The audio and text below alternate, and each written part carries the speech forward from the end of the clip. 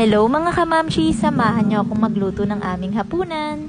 Ngayong araw nga ay maaga ako nag-asikaso ng aming hapunan dahil kaninang tanghali nga ay hindi ako nakapagluto at bumili lang ako ng aming ulam. Once na maaga kasi tayo nag-asikaso ng gabihan or hapunan, maaga rin tayo makakain at maaga rin tayo makakapagpahinga. At ayon nga sa mga eksperto ay mas magandang maaga tayo kumain para mabigyan pa natin ang ating tiyan ng oras para matunaw ang ating mga kinain bago tayo matulog. Nagsaing nga muna ako bago ako nagluto ng ulam. Ganito rin ba kayo magsaing mga mamshi ko? Kamay meter? Ako talaga hindi nagbago ang way ng pagsasaing ko kahit nasa rice cooker pa ako magluto or magsaing. Ito na kasi yung kinalakihan ko kung gaano karami yung bigas, ganon din karami ang tubig. Pero depende pa rin sa klase ng bigas. Meron kasing bigas na matakaw sa tubig. Ito ngang bigas namin ay maalsa at matakaw sa tubig dahil nga ayaw ng partner ko na malambot ang kanin. Once na malambot ang kanin, hindi talaga kakain yan. Mawawala na yan ng gana kumain. Kaya ako, kailangan pag nagsaing ako, talagang siguradong alam ko kung anong klase yung bigas. Naglalagay nga rin ako ng suka sa aming sinaing para iwas panis. Sa panahon kasi ngayon, napakamahal na ng bilihin. Ang hirap na kumita ng pera. Kaya bilang nanay, dapat maging practical tayo. At sinimulan ko na ngang maghiwa ng mga gulay. Isa nga sa paborito ng mga anak ko ang ginisang sari-saring gulay. Hindi ko nga matatawag na pakbeto dahil walang bagoong isda at hindi kumpleto ang sangkap na gulay. Alam nyo ba mga mamshi ko, isa sa hilig ko ay magluto at mag-bake. Bata pa lang ako, mahilig na ako manood ng nagluluto at nagbe-bake. Kompleto ang araw ko kapag nakakanood ako ng cooking show.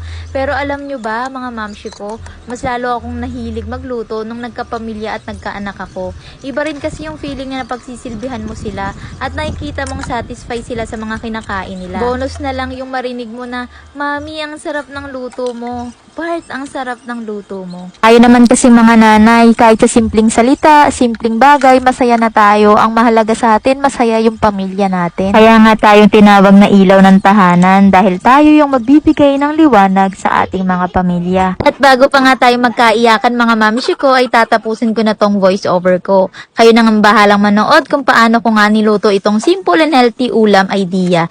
And take note, no added preservative yan ha. Natatawagin kong ginisang sari-saring gulay.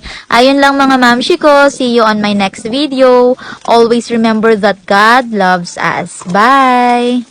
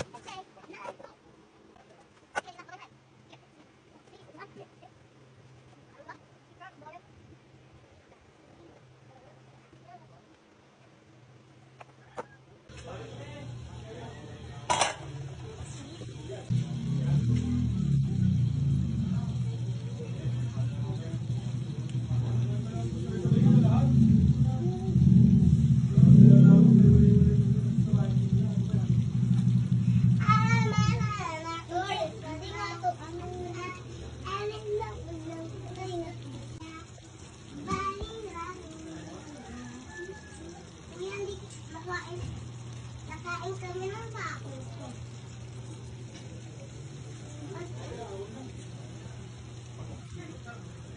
Hindi kami nakain.